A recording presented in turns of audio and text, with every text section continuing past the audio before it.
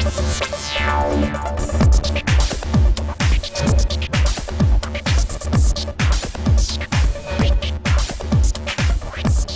welcome back to IGN's E3 live show. Here with us is Herman Hulst to show us the PS3 exclusive Killzone 3.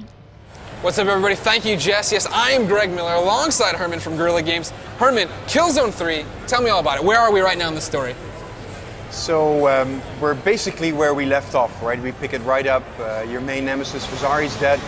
Your invasion fleet has pretty much been annihilated. You find yourself there stuck on a very, very dangerous, very alien planet. You want to get the hell out. So you're going to be relying a lot more on your buddies, and you want to get off the planet. That's your purpose. Now, obviously, Killzone 2 was set on the same planet. This looks entirely different, though. Do you want to talk? I mean, what are you guys doing in the visual atmosphere?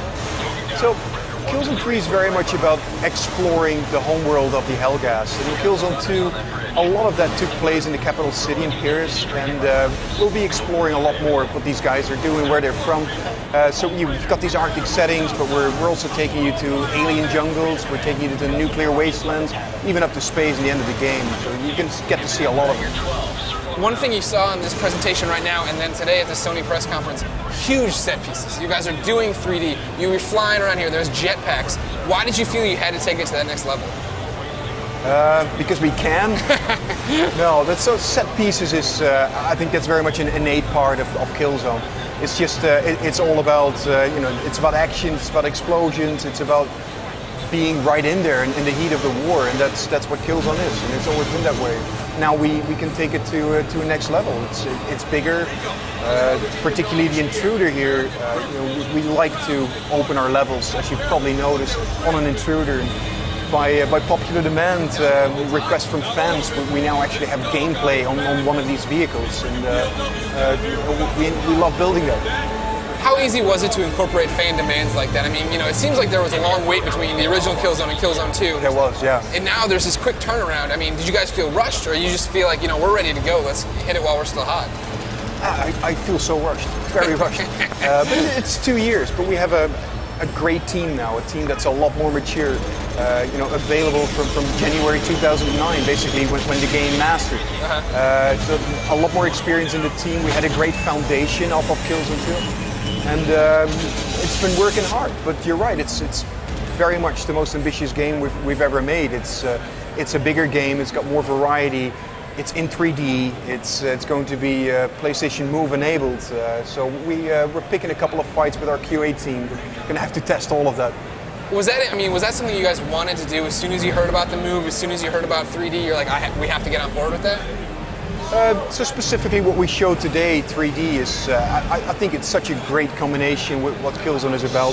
Killzone's always been about immersing the player in the heat of the action. Really, this incredible world, you're right there, cinematography, and you're in the middle of it. 3D, what it does is it kind of almost literally lets you put you in the middle of the action. So why the hell not? Yeah. It's a great thing to do. Was there concern of alienating players? 3D is such a new technology, not everybody has that TV set. Is it one of those things where, Killzone 3 is going to be great no matter what set you play it on? It's, at the end of the day, 3D is optional. You can turn it on, you cannot decide to not turn it on. So it's not mandatory, we're not forcing anything upon players. The early adopters that are going to have a screen will just have additional experience. We're not making any sacrifices to the experience at all. Now, PlayStation Move, you're going to be ready to go right out of the box with it. Yes. Is it as simple as people would think? Wherever I'm pointing this is where my gun's going. It's. I'm not going to say too many things about it until we're ready. Nobody's listening. I know. It's just a couple viewers, right? On your side. But it's, I'll talk to you about it in great depth when we actually have it up and running. I can tell you now that it's coming together very, very nicely, and we're very impressed with the precision. And it's one of those things, just like 3D, where it's an option. It's part of the hardware, sort of the broader set of hardware options we've got.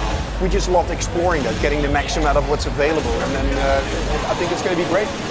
The one thing we haven't touched on right now as far as the story is the Helghasts aren't in a good place either right now, right? I mean, as a player, I'm trapped behind enemy lines, all hell's broken loose from my side, but then again, they have no leader right now. Is there a civil war you were talking about earlier? Yeah, so Fazari's dead. You've got two guys. One is in charge of the weapons industry, the other guy is in charge of the army. They're vying for power. There's kind of a civil war. But at the same time, you kind of get stuck in the middle. It's kind of, you kind of a mouse in the middle of a cat fight. And I think it's a great setup to show you more about the Helghan culture. Now, I know we live in the age of sequels. Where does Killzone 3 stand for you? Is this capping off a trilogy and then we move to a different part of the story later on? Oh, man, we're pretty much announcing Killzone 3. It's a little bit early to talk about. No. You owe it to me because Killzone 2 ends on such a cliffhanger. I fight all this way, and Rico just blows it for us. He just kills Vasari right in front of me. It's like it's what he wants you to do. Yeah. Gosh. True. No, and it's, Rico is very important. He's grown up. He's a very helpful guy. He's reviving you the whole time, and he's learned a lot. He's learned a lot from killing Vasari in Killzone 2.